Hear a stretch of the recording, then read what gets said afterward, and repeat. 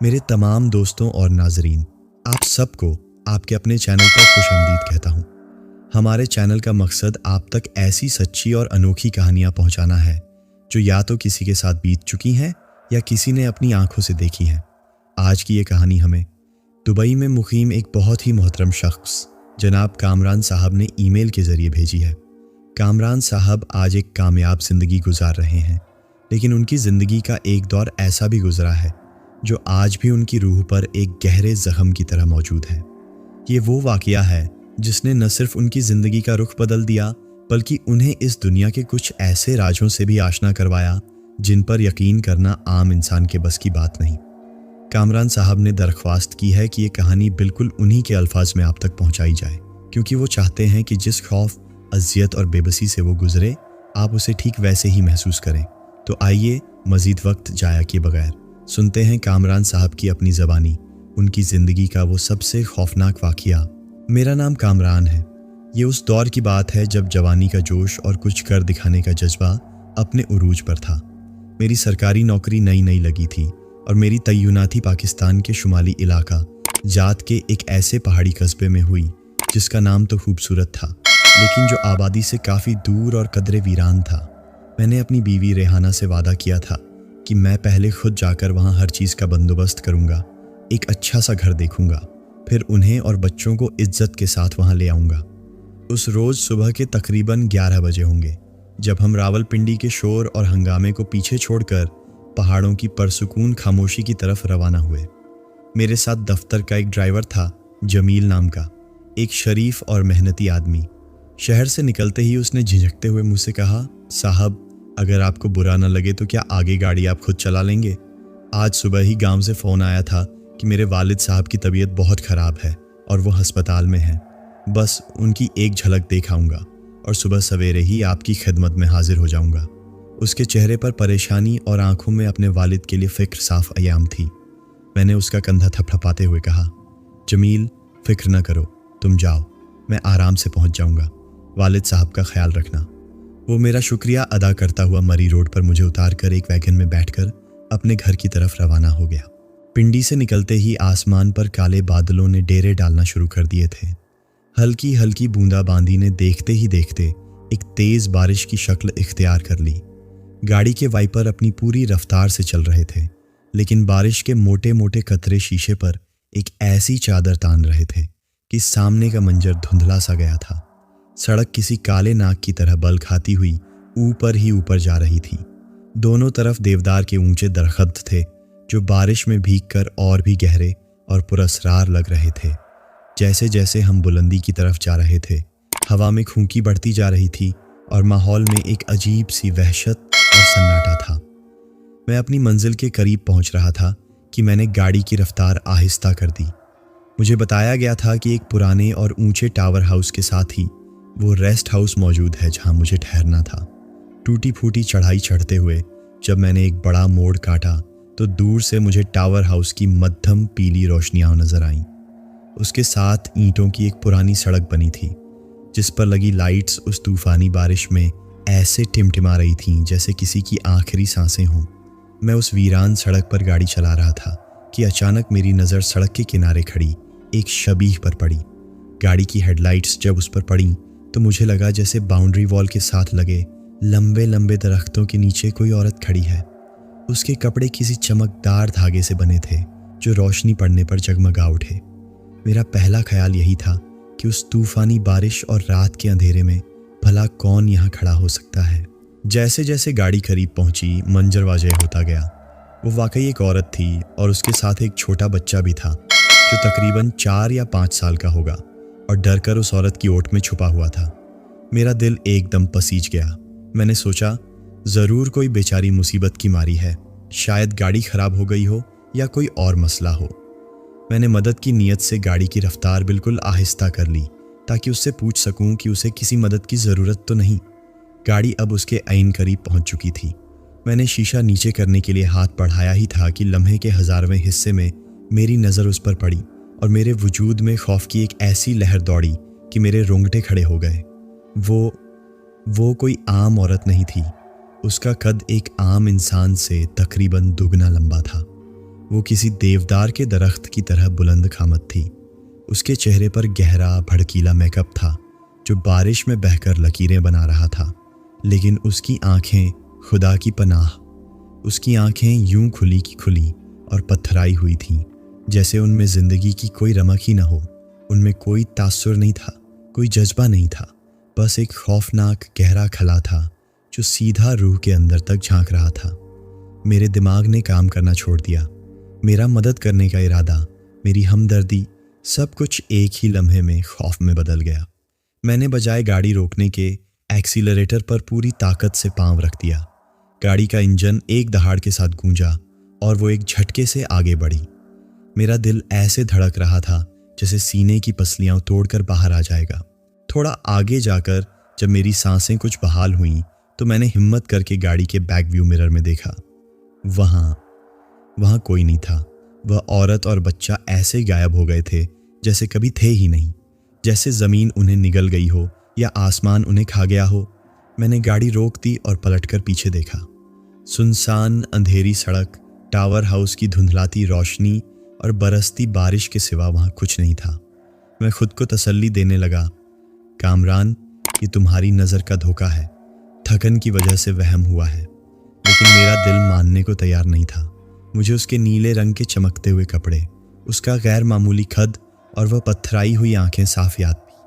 میں نے ایک لمبا سانس لیا، سر جھٹکا اور دوبارہ گاڑی آگے بڑھا دی۔ 10 منٹ کی مزید ڈرائیو کے بعد سڑک کچھ ہموار ہوئی اور آگے کچھ دکانوں میں لالٹین کی روشنی دیکھ کر میری جان میں جان آئی۔ میں ریسٹ ہاؤس پہنچ چکا تھا۔ میں نے گاڑی پارک کی اور کانپتے قدموں سے اندر داخل ہوا۔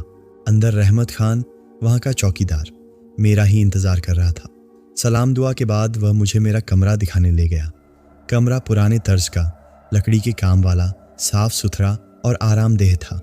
میں نے اسے سامان لانے کا کہہ کر خود کو غسل خانے میں بند کر لیا۔ گرم پانی نے میرے جسم کو سکون تو دیا، لیکن میرے ذہن میں وہی خوفناک منظر گردش کر رہا تھا۔ رات کا کھانا کھا کر کچھ دفتری کام نپٹا کر میں بستر پر لیٹا تو تھکن کی وجہ سے فوراً ہی نیند آ گئی۔ صبح جب آنکھ کھلی تو میں اٹھ کر تیار ہونے لگا۔ میں ٹیبل پر پڑی فائلوں میں کچھ ڈھونڈ رہا تھا کہ اچانک میری نظر اپنے اٹیچی کیس پر پڑی۔ اس کے اوپر نہایت طریق سے کم از کم 1 درجن رنگ برنگی کانچ کی چوڑیاں رکھی تھیں۔ میں انہیں دیکھ کر ٹھٹک گیا۔ یہ میرے سامان میں کہاں سے آ گئیں؟ میں نے تو کوئی چوڑیاں خریدی ہی نہیں تھیں۔ میں نے رحمت خان کو آواز دی، لیکن وہ بازار گیا ہوا تھا۔ میں نے سوچا چلو دفتر سے واپسی پر پوچھ لوں گا۔ سارا دن میں دفتر کے کاموں میں مصروف رہا، لیکن میرے ذہن کے ایک کونے میں وہ چوڑیاں اور رات والا واقعہ اٹکا رہا۔ رات کو ریسٹ ہاؤس واپس پہنچتے پہنچتے کافی دیر ہو گئی۔ میں کپڑے بدل کر سونے کے لیے بستر پر لیٹا ہی تھا کہ نیند نے مجھے آ لیا۔ میں گہری نیند کے سمندر میں گھوتے کھا رہا تھا کہ مجھے محسوس ہوا جیسے میرا بستر ہلکا ہلکا ہل رہا ہے، جیسے کوئی دوسرا شخص بستر پر موجود ہو اور کروٹ بدل رہا ہو۔ میں نے نیند میں اسے نظر انداز کیا، لیکن پھر مجھے واضح طور پر احساس ہوا کہ کوئی میرے پاؤں کی طرف پائنتی پر لیٹا ہوا ہے۔ میرا ذہن نیم بیداری کی حالت میں تھا۔ میں نے جب انجانے میں اپنے پاؤں سمیٹے تو وہ کسی لیٹے ہوئے وجود کی کمر سے ٹکرائے۔ اب میں پوری طرح جاگ چکا تھا۔ میرا پورا جسم پسینے میں شرابور تھا۔ میں نے بغیر کوئی حرکت کی محسوس کیا کہ میری بائیں جانب کوئی کروٹ لی آرام سے سو رہا ہے۔ اس کے بدن کی نرمی اور گرمی مجھے اپنے جسم سے ٹکراتی ہوئی صاف محسوس ہو رہی تھی۔ نہ جانے کیوں میرے ذہن میں فوراً یہ خیال بجلی کی طرح کوندا کہ یہ کوئی عورت ہے۔ یہ احساس ہوتے ہی میں ایک جھٹکے سے اچھل کر بستر پر بیٹھ گیا۔ پہاڑی علاقوں میں بجلی کا آنا جانا لگا رہتا تھا اور اس وقت کمرے میں گھپ اندھیرا تھا۔ میں نے تکیے کے پاس رکھی ٹارچ کو ٹٹولنا شروع کیا۔ جیسے ہی ٹارچ میرے ہاتھ میں آئی میں نے اسے روشن کیا۔ میرے کمبل میں لیٹے ہوئے وجود میں کوئی حرکت نہ ہوئی۔ میں گھبرا کر اٹھا اور دروازے کے پاس لگے لائٹ بورڈ تک پہنچا، لیکن بجلی نہیں تھی۔ میں نے ٹارچ کی روشنی پورے کمرے میں گھمائی۔ ہر طرف خاموشی اور سکوت کا راز تھا۔ کون ہے؟ میری آواز خوف سے میرے حلق میں ہی کانپ رہی تھی۔ میں نے ہمت کا آخری خطرہ بھی جمع کیا اور تیزی سے بستر کی طرف بڑھا اور پوری طاقت سے کمبل کھینچ کر نیچے فرش پر پھینک دیا۔ بستر بالکل خالی تھا۔ خالی بستر کو دیکھ کر ایک لمحے کے لیے مجھے لگا جیسے میرا دماغ سن ہو گیا ہے۔ یہ کیسے ممکن ہے؟ میرا ذہن چیخ چیخ کر کہہ رہا تھا کہ یہ وہم نہیں ہو سکتا۔ مجھے اچھی طرح یاد تھا میرے پاؤں کسی وجود سے ٹکرائے تھے۔ میں نے کسی کے بدن کی گرمی اور نرمی کو اپنے قریب محسوس کیا تھا۔ میں نے صوفے پر بیٹھ کر جگ سے پانی کا گلاس بھرا اور ایک ہی سانس میں پی گیا۔ میرے ہاتھ اب بھی کانپ رہے تھے۔ اچانک میرے ذہن میں وہ خیال آیا جس سے میں بچنے کی کوشش کر رہا تھا۔ سڑک پر نظر آنے والی وہ غیر معمولی لمبی عورت، کیا یہ وہی تھی؟ اس سوچ کے آتے ہی میرے پورے جسم میں خوف کی ایک سرد لہر دوڑ گئی۔ میں نے آنکھیں بند کر کے سورہ ناس کا ورد شروع کر دیا، لیکن الفاظ میرے حلق میں ہی اٹک رہے تھے۔ بڑی مشکل سے میں نے خود کو سمجھایا، کامران تم تھکے ہوئے ہو، نیا ماحول ہے، شاید اسی لیے ایسے وہم ہو رہے ہیں۔ میں دوبارہ سونے کے لیے لیٹا، لیکن نیند اب آنکھوں سے کوسوں دور تھی۔ کروٹیں بدلتے بدلتے نہ جانے کب صبح ہو گئی۔ صبح جب میں اٹھا تو بستر سے اترتے ہوئے مجھے اپنے پاؤں میں کوئی چیز بری طرح چبھتی ہوئی محسوس ہوئی۔ رات والا خوفناک خیال ایک بار پھر میرے ذہن پر بجلی بن کر گرا۔ میں نے ڈرتے ڈرتے نیچے دیکھا اور پھر کمبل ہٹایا۔ میرے بستر پر اسی رنگ کی کانچ کی چوڑیوں کے چھوٹے چھوٹے نکیلے ٹکڑے بکھرے پڑے تھے جو سورج کی روشنی میں چمک رہے تھے۔ میری آنکھیں خوف سے پھٹی کی پھٹی رہ گئیں۔ میں بھاگم بھاگ اپنے اٹیچی کیس کی طرف گیا جہاں میں نے وہ سالم چوڑیاں رکھی تھیں۔ وہ بالکل ویسی کی ویسی اپنی جگہ پر موجود تھیں۔ تو پھر یہ ٹوٹی ہوئی چوڑیاں کہاں سے آئیں؟ یہ اس بات کا ناقابل تردید ثبوت تھا کہ رات کو میرے بستر پر کوئی موجود تھا۔ میں نے جلدی جلدی وہ تمام ٹکڑے اکٹھے کیے، انہیں ٹیشو میں لپیٹا اور واش روم میں جا کر فلش کر دیا۔ ناشتے کے وقت جب رحمت خان آیا تو میں نے اس سے پوچھا، رحمت خان پرسوں رات جب تم نے گاڑی سے سامان اتارا تھا تو کیا پچھلی سیٹ پر کوئی چیز پڑی تھی؟ وہ حیرانی سے بولا، جی صاحب، پچھلی سیٹ پر چوڑیوں کا ایک پیکٹ پڑا تھا۔ میں نے سمجھا آپ بھابھی جی کے لیے لائے ہوں گے، اس لیے احتیاط سے آپ کے بیگ کے ساتھ رکھ دیا تھا۔ یہ سن کر میرے پیروں تلے سے زمین نکل گئی۔ تو وہ چوڑیاں میری گاڑی میں ہی تھیں، لیکن کیسے؟ یہ گاڑی تو دفتر کی تھی، اس میں تو کبھی میری فیملی بیٹھی ہی نہیں تھی۔ میرا ذہن الجھ کر رہ گیا۔ وہ پراسرار عورت، پچھلی سیٹ سے چوڑیوں کی آواز، بیگ پر چوڑیوں کا ملنا، رات کو بستر پر کسی کی موجودگی کا احساس اور پھر بستر پر ٹوٹی ہوئی چوڑیاں، یہ سب کڑیاں اب آپس میں جڑ رہی تھیں اور ایک خوفناک تصویر بنا رہی تھیں۔ اگلی کئی راتیں میں نے جاگ کر گزاری۔ میں کمرے کی بتی جلا کر رکھتا، آیت الکرسی اور درود شریف کا ورد کرتا رہتا اور ایک بڑی ٹارچ ہر وقت اپنے سرہانے رکھتا۔ کچھ دن سکون سے گزر گئے اور دفتری مصروفیات میں نے خود کو اس قدر الجھا لیا کہ وہ واقعہ میرے ذہن سے محو ہونے لگا۔ میں نے خود کو یقین دلا لیا تھا کہ شاید وہ سب کچھ صرف میرا وہم تھا، شاید یہی میری سب سے بڑی غلطی تھی۔ ایک دن شام سے ہی موسم کے تیور بگڑے ہوئے تھے۔ دفتر کے بعد مجھے اپنے نئے دوست فیصل اور ایک اور ساتھی کے ساتھ کسی سائٹ پر جانا تھا۔ واپسی پر ہمیں شدید بارش اور آندھی نے گھیرا اور ریسٹ ہاؤس پہنچتے پہنچتے رات کا 1 بج گیا۔ میں تھکاوٹ سے چور تھا اور بستر پر لیٹتے ہی سو گیا۔ میری آنکھ اس وقت کھلی جب طوفانی ہواؤں کے جھونکے کھڑکیوں اور دروازوں سے ٹکرا رہے تھے۔ درختوں کی شاخیں ٹوٹ ٹوٹ کر ٹن کی چھت پر ایسے گر رہی تھیں جیسے کوئی پتھر برسا رہا ہو۔ بجلی اس قدر کڑک اور چمک رہی تھی کہ ہر چند سیکنڈ بعد پورا کمرہ روشن ہو جاتا۔ میں اٹھ کر بستر پر بیٹھا ہی تھا کہ اچانک باہر سے کسی عورت کی دل چیر دینے والی چیخیں بلند ہونے لگیں، ایسی چیخیں جن میں بے پناہ درد، خوف اور بے بسی تھی۔ میرا کلیجہ منہ کو آ گیا۔ میں بے قابو ہو کر کھڑکی کی طرف بھاگا اور پردہ ہٹایا۔ باہر طوفانی بارش اور ہوا میں جھولتی ہوئی درختوں کی شاخوں کے سوا کچھ دکھائی نہیں دے رہا تھا۔ اب چیخوں کے ساتھ ایک معصوم بچے کے بلک بلک کر رونے کی آواز بھی شامل ہو گئی تھی۔ مجھ سے رہا نہ گیا۔ میں نے دروازہ کھولنے کی کوشش کی، لیکن ہوا کے شدید دباؤ کی وجہ سے دروازہ 1 انچ بھی نہ ہلا۔ ایسا لگ رہا تھا جیسے باہر سے کوئی اندیکھی قوت اسے پوری طاقت سے روکے ہوئے ہے۔ میں نے ہمت ہاری اور رحمت خان کو فون کرنے کے لیے اپنا موبائل اٹھایا، لیکن وہ بند تھا۔ میں نے سوچا ضرور کوئی چھت گر گئی ہے اور یہ بیچاری عورت اور بچہ اس کے نیچے دب گئے ہیں، لیکن باقی لوگ مدد کے لیے کیوں نہیں آ رہے؟ میں بے بسی سے سوچتا رہا۔ کچھ دیر بعد جیسے جیسے طوفان تھما، چیخنے اور رونے کی آوازیں بھی مدھم پڑتے پڑتے بند ہو گئیں۔ میں نے دروازہ کھولا تو پورا برآمدہ پتوں، ٹوٹی ہوئی شاخوں اور اولوں سے بھرا پڑا تھا۔ میں بھاگ کر رحمت خان کے کوارٹر کی طرف گیا اور اس کا دروازہ زور زور سے پیٹنے لگا۔ اس نے آنکھیں ملتے ہوئے دروازہ کھولا۔ صاحب خیریت؟ इतनी रात गए? खैरियत कहाँ रहमत खान? वह औरत और बच्चे के चीखने की आवाज़ें तुम लोगों ने नहीं सुनी? खुदा के लिए चलो, देखते हैं कहीं कोई हादसा तो नहीं हो गया। वह और उसके साथ मौजूद बावर्ची दोनों हैरानी से एक दूसरे का मुंह तकने लगे। रहमत खान ने डरते डरते कहा, साहब कैसी आवाज़ें? हमने तो तूफान के शोर के अलावा कुछ नहीं सुना। और साहब यहाँ आस पास तो कोई ख़ानदान रहता ही नहीं, सब दफ्तरों के लोग हैं जो अकेले रहते हैं। यहाँ औरत और बच्चे का क्या काम? मैं हैरत, बेयकीनी और शर्मिंदगी के मिले जुले तासुरात के साथ उन्हें देखता रह गया। मुझे अपनी समाअत पर पूरा यकीन था।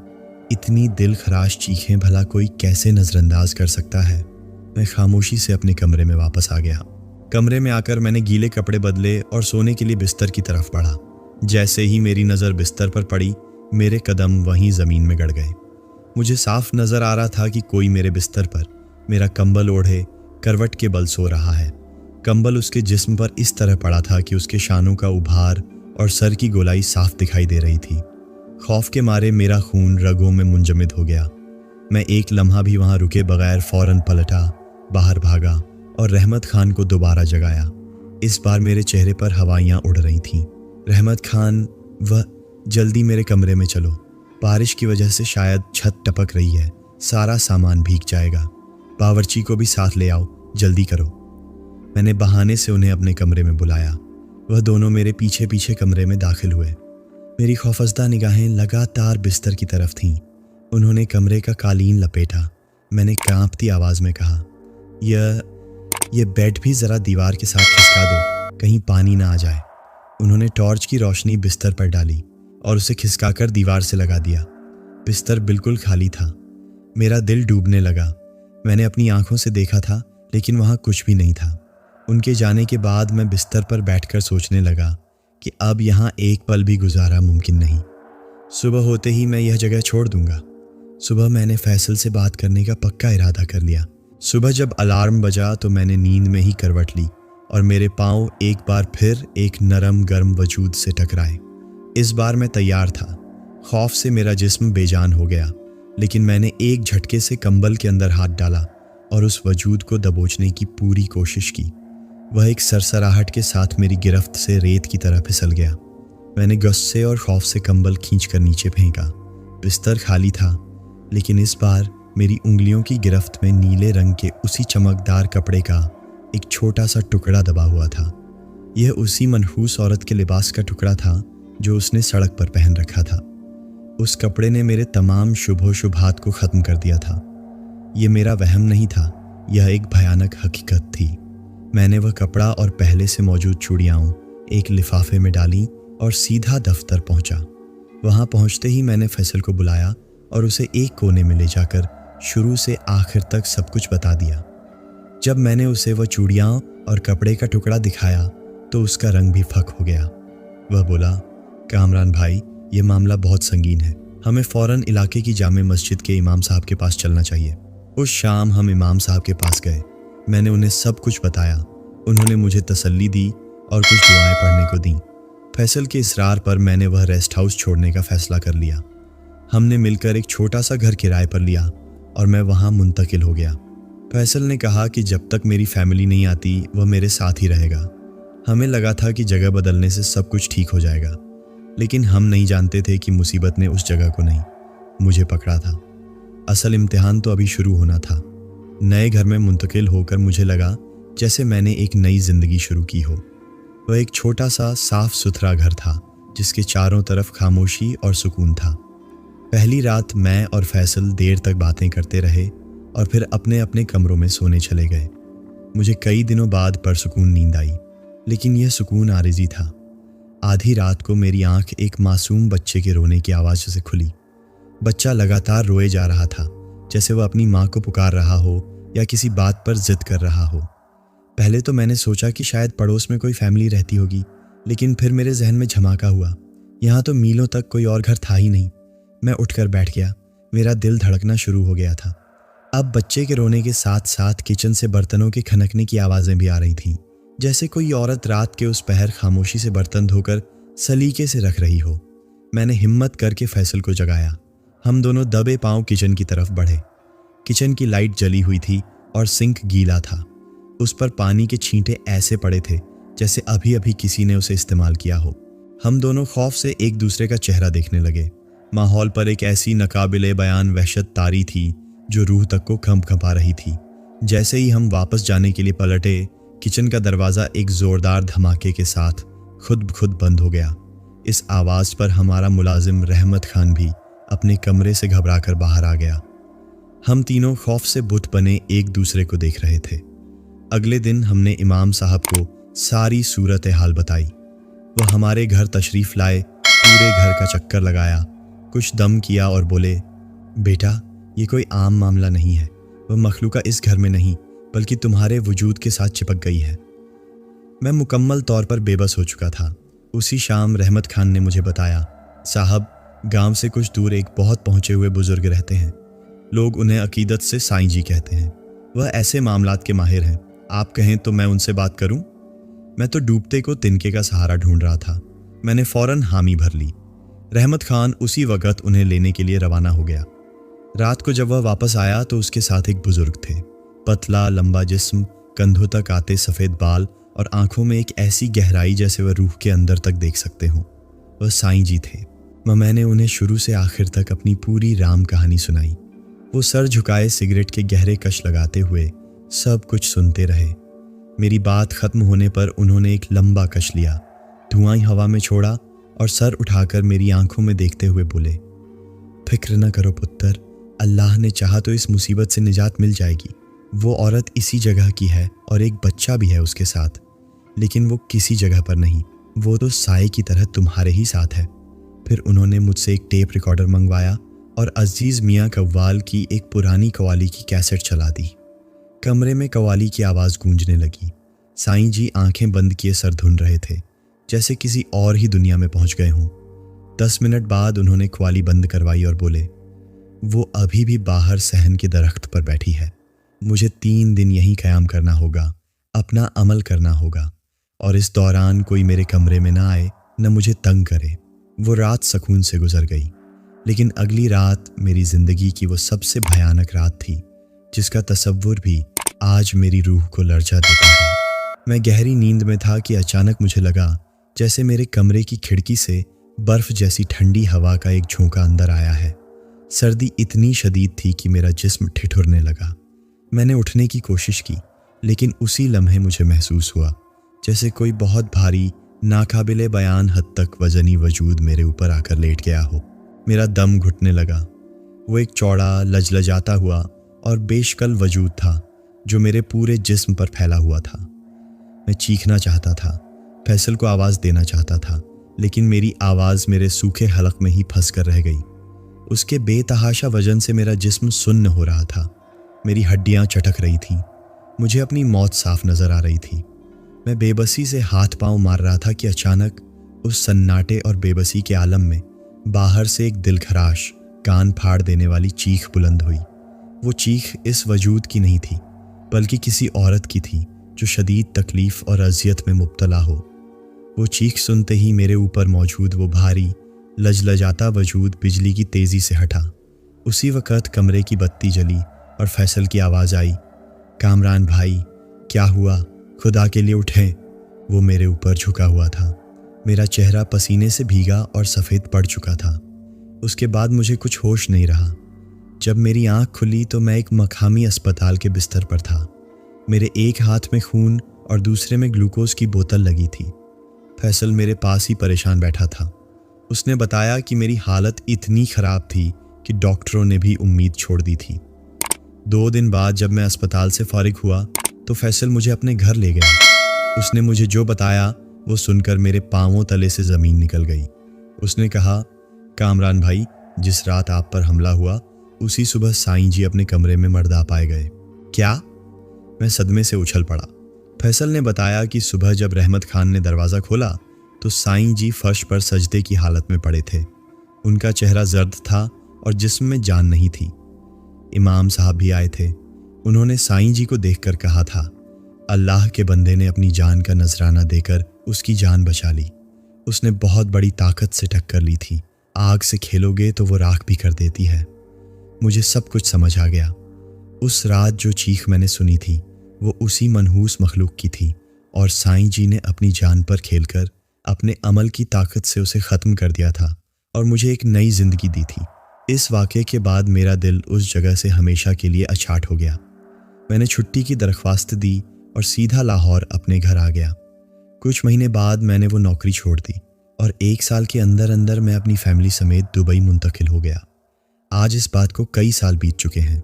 वक्त हर जख्म भर देता है, लेकिन कुछ निशान हमेशा बाकी रहते हैं। मैं आज भी अपनी बीवी के बार बार इसरार के बावजूद अपने बेडरूम में डबल बेड की बजाय 2 सिंगल बेड रखता हूँ। मैं उसे कैसे बताऊँ कि मैं आज भी रात को सोते हुए अनजाने में बार बार टांगें फैलाकर ये तसल्ली करता हूँ कि कहीं कोई मेरे पाँव की तरफ सो तो नहीं रहा। और साईं जी की मौत का दुख और उनकी कुर्बानी का एहसास मुझे आज भी खाए जाता है। उन्होंने एक अनजान शख्स के लिए अपनी जान का नजराना पेश कर दिया। मुझे यकीन है कि उनके इसी अमल की वजह से वो बला हमेशा के लिए ख़त्म हो गई, लेकिन उसकी कीमत उन्हें अपनी जान देकर चुकानी पड़ी। अल्लाह उनके दर्जात बुलंद फरमाए। आमीन।